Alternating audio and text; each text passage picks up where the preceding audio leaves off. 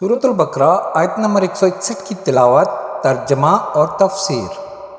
اعوذ باللہ من الشیطان الرجیم، بسم اللہ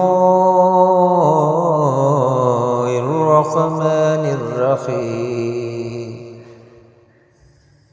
ان الذین کفروا وماتوا وهم کفار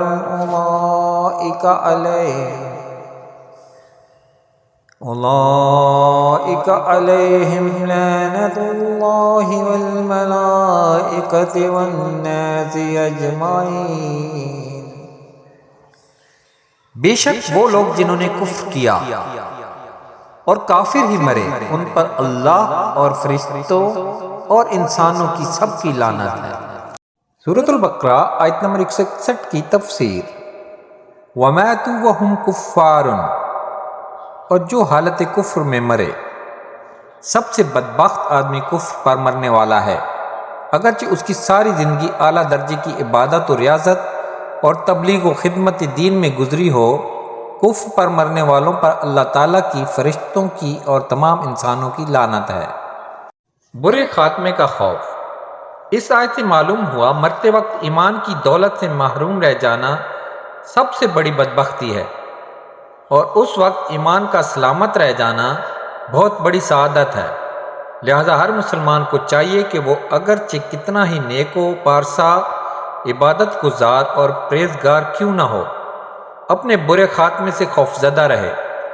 ہمارے بزرگان دین کا بھی یہی طرز عمل رہا ہے کہ وہ سب سے زیادہ برے خاتمے کے بارے میں خوفزدہ رہتے تھے۔ چنانچہ جب حضرت سفیان ثوری رحمۃ اللہ تعالیٰ علیہ کا وقت وصال آیا تو آپ نے رونا شروع کر دیا۔ ان سے کہا گیا، آپ امید رکھیے، اللہ تعالیٰ سب سے بڑھ کر گناہوں سے درگزر فرمانے والا ہے۔ آپ رحمۃ اللہ تعالیٰ علیہ نے فرمایا، تم کیا سمجھتے ہو کہ کیا میں اپنے گناہوں کی وجہ سے آنسو بہا رہا ہوں؟ اگر میں جانتا کہ اللہ تعالیٰ کی وحدانیت پر قائم رہتے ہوئے مروں گا تو پھر مجھ پر پہاڑوں کے برابر بھی گناہ ڈال دیے جاتے تو مجھے کوئی پرواہ نہ ہوتی، یعنی ایمان پر موت ہو جائے تو مجھے کچھ ڈر نہیں۔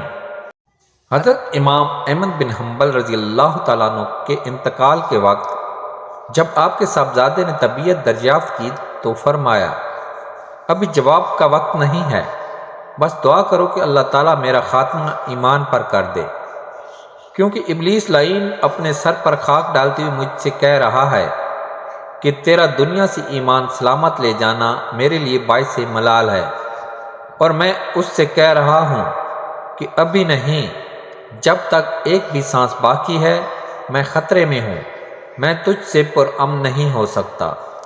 حضور غوث اعظم رضی اللہ تعالیٰ عنہ اولیاء کے سردار ہیں، لیکن خوف خدا کا جو عالم تھا اس کا اندازہ آپ کی طرف منسوب ان اشعار سے لگایا جا سکتا ہے کہ آپ رضی اللہ تعالیٰ عنہ نے عید کے دن فرمایا، یعنی لوگ کہہ رہے ہیں کہ کل عید ہے، کل عید ہے، اور سب خوش ہیں، لیکن میں تو جس دن اس دنیا سے اپنا ایمان سلامت لے کر گیا میرے لیے تو وہی دن عید کا ہوگا۔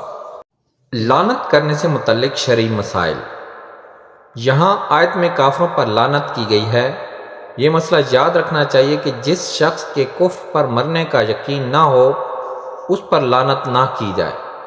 نیز فاسق کا نام لے کر لعنت جائز نہیں، جیسے کہا جائے فلاں شخص پر لعنت ہو، البتہ وصف کے ساتھ لعنت کر سکتے ہیں، جیسے احادیث میں جھوٹوں، سود خوروں، چوروں اور شرابیوں وغیرہ پر لعنت کی گئی ہے۔ نیز وصف کے اعتبار سے لعنت قرآن پاک میں بھی کی گئی ہے، جیسے جھوٹوں کے بارے میں فرمایا گیا ہے کہ لعنت اللہ علی الکاذبین۔ ترجمہ کنز العرفان۔ جھوٹوں پر اللہ کی لعنت۔